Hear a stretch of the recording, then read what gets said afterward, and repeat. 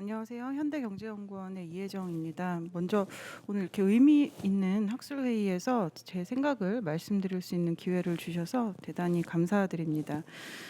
저는 그 최영환 박사님 신한반도 경제공동체와 남북협력 방안에 대해서 토론을 맡았는데요. 발제문에서 가장 중요한 건 결국 신한반도 경제공동체의 의미가 무엇인가, 신한반도 경제공동체를 다시 정의하는 것이 가장 의미 있는 작업이 될 수 있을 것이라고 생각을 합니다.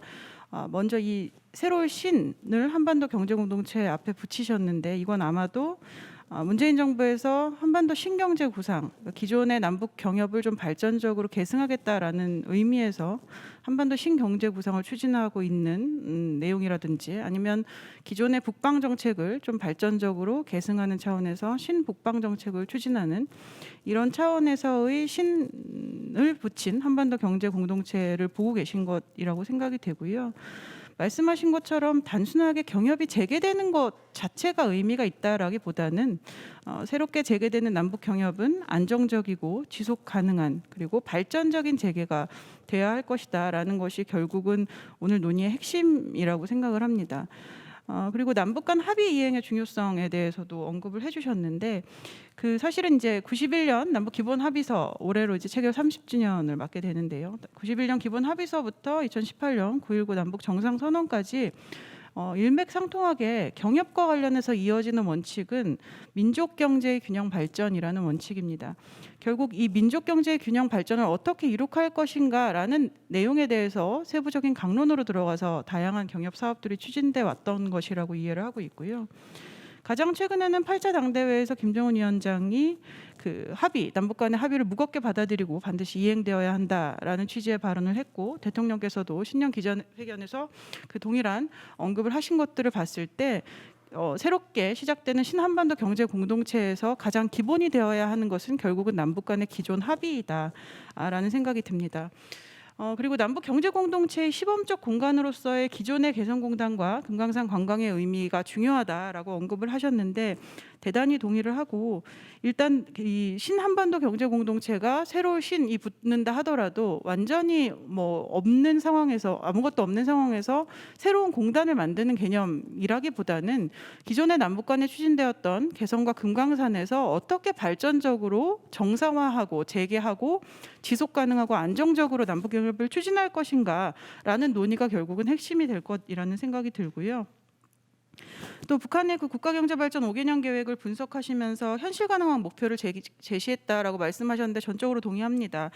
북측에서도 그 국가경제발전 5개년 계획 자체를 스스로 정비 보강 전략이라고 이야기할 만큼 지금 제재 국면에서 북이 정말로 할 수 있는 것이 무엇인가를 굉장히 고심하고 내놓은 전략이라는 생각이 들고, 따라서 이번에 하겠다라고 한 건 정말 해야 하는 그런 상황인 것 같습니다.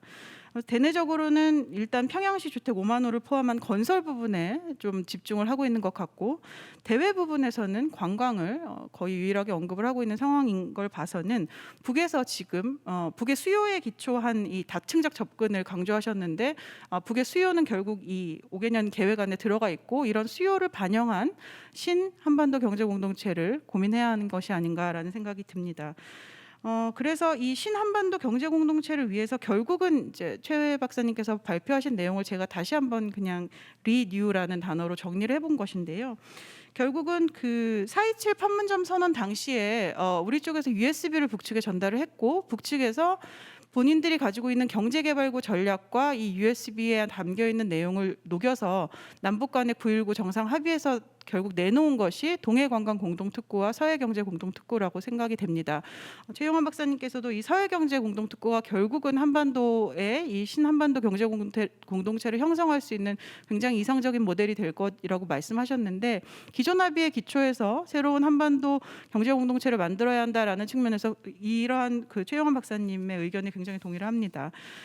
다만 지금 우리가 신한반도 경제 공동체를 형성하려면 이 엄중한 대북 제재 국면을 반드시 고려를 해야만 하는 상황이기 때문에, 이러한 신한반도 경제 공동체의 내용이 무엇이고 그 비전이 무엇이고 구체적으로 어떻게 추진할 것인지에 대해서 국제사회와 좀 긴밀한 공감대 형성을 위한 노력은 좀 필요한 상황이라고 생각이 됩니다.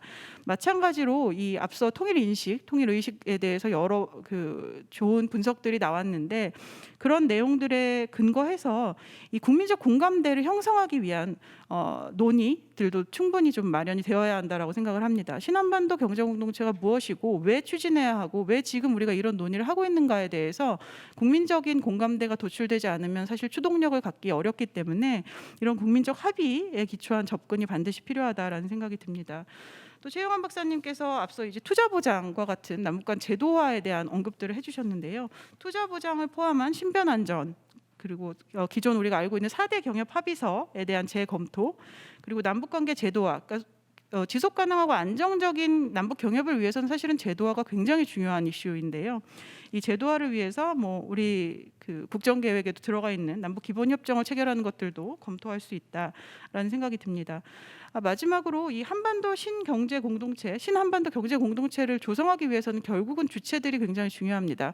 민간 주체들이 어떻게 여기 신한반도 경제 공동체에 참여할 수 있을지, 정부 차원에서의 지속 가능하고 안정적인 제도적 받침이 된다면 당연히 민간 주체들이 안심하고 참여할 수 있을 텐데, 이런 부분들에 대해서 유기적으로 잘 연동이 될 수 있도록 하는 정책적인 노력도 필요하다라는 생각이 듭니다. 네, 이상입니다.